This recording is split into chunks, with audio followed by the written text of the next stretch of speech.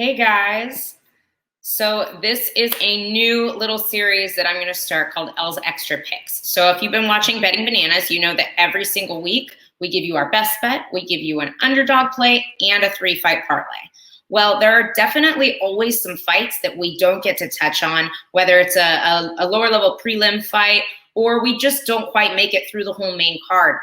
So I wanted to take this series to talk to you about some of those other fights and give you some extra picks.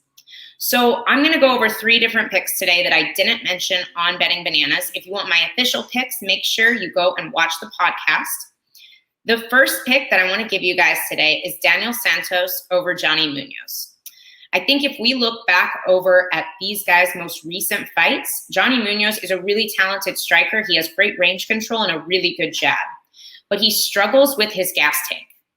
And I think a performance like we saw over Shalinian is not going to happen against Daniel Santos. In the fight against Shalinian, he was able to win by countering and really keeping the distance, maintaining that range. Santos doesn't really allow for that. Santos creates car crashes. And I think those car crashes are what's going to win him this fight. Santos is an absolute dog, and I think relying on him to lose the first round and then come back even better in the second and third is something that we can expect to see from him in the future as he moves up in the UFC.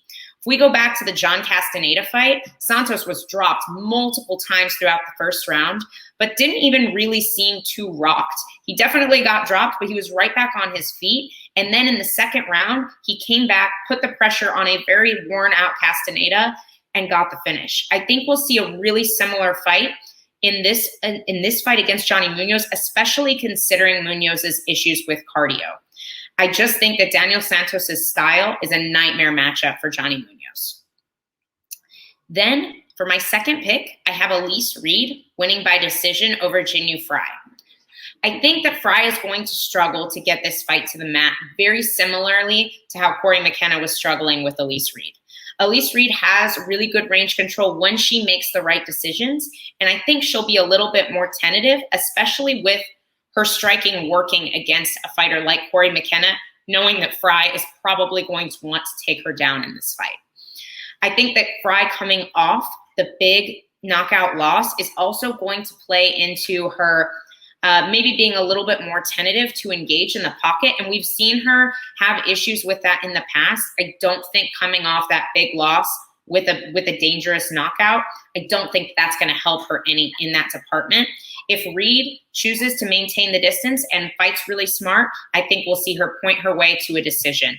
I really like adding the prop with Elise Reed by decision in this fight to get that extra juice. The last fight I want to talk about is Andrei Arlovski versus Dontel Mays. Both of these guys have pretty decent cardio and are fairly efficient for the heavyweight division. They both tend to clinch a lot, and I think that will eat up a lot of clock time here.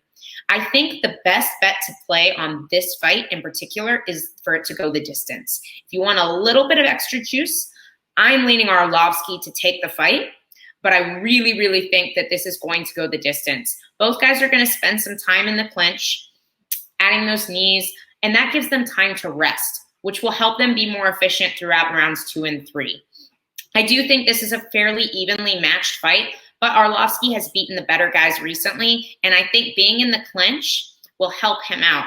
I think he'll win those exchanges, and I think he tends to do better in the eyes of the judges against those guys when he has those closer fights.